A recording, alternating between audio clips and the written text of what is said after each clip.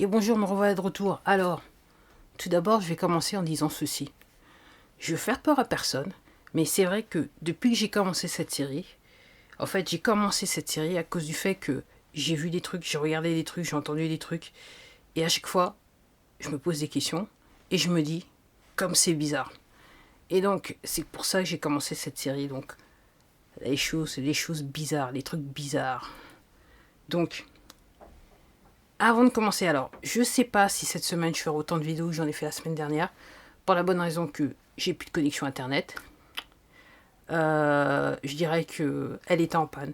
J'ai eu à nouveau une internet connexion pour à peu près 11 jours, et là maintenant, elle est en panne. Et là, il faut que j'attende une semaine, jusqu'à jeudi, pour avoir à nouveau ma connexion internet. Donc, tout ça pour dire que il se pourrait qu'apparemment, entre le 3 et 4 novembre, il y ait peut-être des problèmes avec Internet. Et honnêtement, je ne vais pas réellement pouvoir le voir, à moins que ces problèmes se traduisent peut-être sur aussi les réseaux mobiles, les portables. Et dans ce cas, oui, je pourrais le voir, voir si l'utilisation de mes portables, de mon téléphone portable est plus compliqué que ça, que d'habitude. Mais autrement, je dirais que j'aurais cette chance de ne pas avoir à vivre cette chose si jamais elle devait être arrivée, vu que j'ai plus de connexion internet. Ok, aussi simple que ça. Alors, ça sera un truc en moins, une vidéo en moins à faire si jamais d'aventure ça devait arriver. Donc, on sait jamais, il se peut qu'il arrive des trucs. Après, il y a la censure, donc moi je me dis à minima, il y aura plus de censure sur les réseaux sociaux qu'il y en avait d'habitude, tout particulièrement peut-être entre le 3 et le 4. Après, je regardais donc l'actualité. Alors, officiellement, on est en confinement.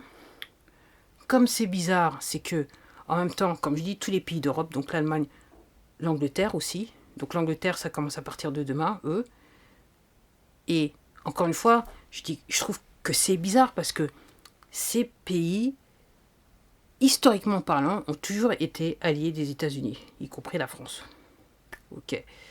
Et quand il s'agissait d'aller entre guillemets soutenir les alliés dans des conflits à l'extérieur du pays, de leur pays, c'est ces pays dont la France a toujours effectivement aidé les Américains quelque part. Okay. Comme c'est bizarre. Et ça tombe pile poil dans la semaine où il y a les élections américaines. Ben, en fait, il ne se passe rien. Donc si vous regardez les médias français, les médias américains, il ne se passe rien. Et s'il se passe quelque chose, c'est qu'en fait, il se passe rien, parce qu'en fait, tout ça, c'est, entre guillemets, la théorie du complot des racontards. Ok. Mais le fait est que c'est étrange que ces pays d'Europe, qui ont toujours été des alliés de longue date des États-Unis, dont la France, décident d'aller dans un confinement. Comme disent les Anglais, I rest my case. Next. Un truc que j'ai vu, donc je vois toujours qu'à Marseille c'est un petit peu chaud, quoi, et que ce professeur qui ramène sa science, mais alors Adolphe, avec l'histoire de, je sais même pas si je dois dire, mais comme j'ai pas beaucoup d'abonnés, normalement je risque rien, l'hydrochloroquine, un truc dans ce genre-là. Alors je trouve ça bizarre qu'on s'acharne sur ce monsieur, puisque c'est un professionnel de la santé, ça fait des années qu'il fait ce qu'il fait, et qu'il connaît un petit peu le sujet. Et je trouve ça bizarre que depuis le début on s'acharne sur ce monsieur, et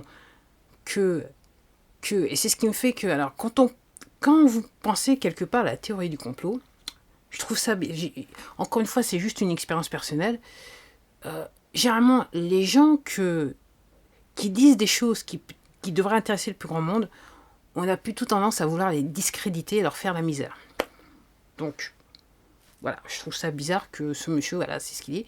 Après, je me dis, c'est vrai que si on considère donc se remettre plutôt qu'un autre, dans ce cas, on se dit, alors, je rentre pas dans le débat, voilà, il est bon, il est pas bon, ok. J'extrapole. Si on considère se remettre plutôt qu'un autre, en fait, ça revient à dire, et je pense que c'est là, pour moi, où se trouve le vrai problème, et là, ce n'est que mon opinion personnelle, ça voudrait dire qu'en gros, l'histoire des laboratoires pharmaceutiques qui font la course, la compétition pour essayer d'avoir le vaccin pour la chose, en gros, c'est qui va dire, en fait, c'est pas trop nécessaire parce qu'en fait, on a ce truc. Ce truc apparemment qui, quand je regardais d'autres vidéos, que les gens ils disaient, que les spécialistes ils disaient qu'en gros, non seulement il existe déjà dans plusieurs pays, il est produit dans plusieurs pays apparemment, et en plus de ça, il coûte pas cher. Mais là, clairement, on parle, encore une fois, que des rumeurs, hein, que j'entends. On parle de faire un vaccin et de faire en sorte que l'ensemble des populations dans le monde soient vaccinées. Et donc, en gros, c'est quel laboratoire pharmaceutique, entre guillemets, va décrocher le jackpot.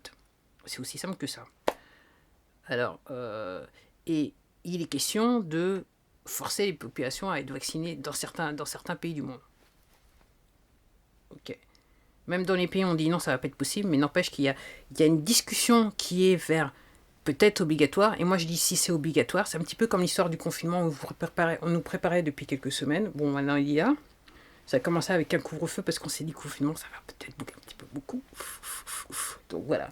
Donc moi, je trouve ça bizarre, quoi. C'est, voilà, ce monsieur, on lui fait la misère. C'est un professionnel de santé qui a eu des résultats depuis de nombreuses années, respecté, d'après ce que je crois comprendre, mais on lui fait toujours la misère. Et Marseille, en fait, je crois que c'est Marseille, c'est l'une des premières villes à qui on fait, s'il y a couvre-feu, on dit oups, eux d'abord, confinement, eux d'abord, eux d'abord. Bon, vous voyez là où je veux en venir. Après, pour une fois, j'ai fait une petite liste. Après, il y a cette histoire-là. Je sais qu'il y a quelques vidéos de ça, je vous parlais d'islamisme. Donc on parlait des islamistes qui étaient peut-être de retour en France et tout patati, patati, patata, patata, divisé pour mieux régner. Oups, j'aurais peut-être pas j'aurais pas dû dire ça. Mais c'est même curieux que dans le climat actuel où clairement le gouvernement nous fait peur et les médias nous fait peur à cause de la chose, qu'en plus de ça on en remette une couche. Je trouve ça bizarre, quoi. Le narratif, il m'est pas inconnu. Il me semble que dans le passé, si vous regardez d'autres choses, il y a des choses similaires qui sont passées, même si on n'était pas dans le cas d'avoir une espèce de maladie qui court dans le monde. Si vous voyez ce que je veux dire. Donc je trouve ça assez bizarre qu'effectivement on parle d'islamisme. Et puis je trouve ça assez bizarre que soudainement dans l'actualité on parle que de ça. Il y a eu des meurtres. Et je crois comprendre une tentative de meurtre sur des gens qui représentent quelque part les piliers de la société. Nommément un prof, et là j'entends parler d'un prêtre qui a échappé à la mort, et je trouve ça bizarre. Alors, bien sûr, je dirais toutes mes condoléances aux personnes aux familles hein, qui sont concernées. Voilà. C'est pas un acte... Voilà, c'est pas un acte sur lequel il faut rigoler, je dirais, quelque part. C'est très sérieux, mais je trouve ça bizarre que ça arrive maintenant, quoi. Alors que les gens veulent pas de couvre-feu, parce que je crois comprendre que oui, il y a eu des manifestations, que les gens, le jour du confinement. Pour le couvre-feu, il y a eu des manifs, je sais. Pour le nouveau confinement 2.0, apparemment, il y a eu des manifestations. Alors que les gens veulent pas de confinement, les gens veulent pas de couvre-feu. Voilà, les gens sont obligés de vivre ça. Alors, il y a des gens, s'ils ne sont pas suicidés, vous étiez sur le point de se suicider, à mon avis, ça va les aider un petit peu. À qui la faute, ok. Et puis, voilà, s'il y a des gens qui avaient des entreprises et qui étaient déjà pas en situation de faillite, je vois mal comment en 4 semaines, ça peut les aider plus que ça. Voilà. Alors, soi-disant, il y a des aides de l'État, mais comme je vous le disais dès le début, moi je suis convaincu que toutes ces aides de l'État, elles vont aux gros poissons, elles vont pas aux petites entreprises. Ok. Voilà, c'est aussi simple que ça. Voilà, ça va pas. Je peux témoigner, quoi. Ça va pas. Ok. Donc, ouais, je trouve ça bizarre. C'est une chaîne d'événements assez intéressante.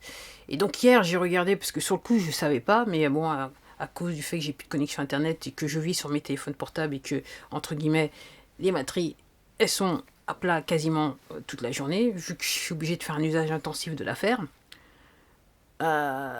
Et donc je me dis peut-être que ces vidéos, vous la verrez dimanche en fin de soirée.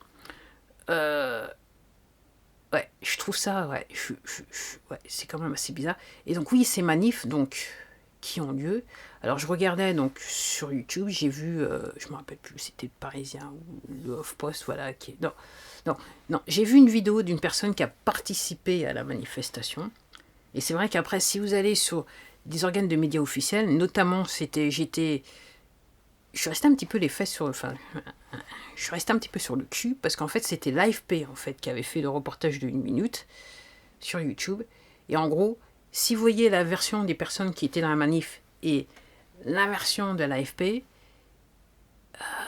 alors on voyait des gens habillés en noir qui sont en train d'essayer de renverser les poubelles, qui sont en train, voilà, vous voyez la police, vous voyez un nuage de fumée. C'est comme si on essayait de dire que oui, effectivement, il y a eu, voilà, entre guillemets, c'était des casseurs qui étaient là pour manifester contre le confinement. C'est un petit peu c'est un petit peu le narratif qu'on a l'habitude de voir depuis le mois de mars, je dirais. Voilà, depuis qu'officiellement on nous avait confinés. Voilà. Donc oui, moi je me pose des questions. Je trouve ça extrêmement bizarre cette chaîne d'événements qui arrive alors que, comme je vous dis, voilà, c'est clairement la semaine fatidique pour l'ensemble de la planète, c'est-à-dire quel serait le résultat des élections américaines. Et comme je vous dis, si vous regardez la presse française, les médias français, et si vous regardez les médias américains, en gros, c'est la même chose, sauf que c'est en version française. Il n'y a pas de place pour savoir, il n'y a pas de place pour le contre-argument, c'est-à-dire que d'un côté, il y a une personne qui est portraite d'une certaine façon, et puis d'une autre, vous avez un autre portrait, mais il y a un portrait qui est proéminent par rapport à une certaine personne, et puis l'autre, je dirais que c'est le type de reportage, c'est ce que je disais pour le professeur qui était à Marseille, c'est dénigrer la personne, ok, voilà. Et c'est voilà, dénigrer la personne à fond. Alors, moi, je suis désolé de dire, c'est un petit peu comme je disais lors de ma précédente vidéo. Pour moi, c'est pas le genre de travail ou de reportage que j'aimerais voir de journalistes officiels. Et encore une fois, je déplore le fait que je suis obligé d'aller sur YouTube, sur Internet, pour avoir les deux côtés de l'affaire. Et que si je regarde les médias à la fois français et américains, parce que je le fais aussi, en fait, j'ai juste un portrait des élections américaines. Un portrait de ce qui se passe en France et rien d'autre.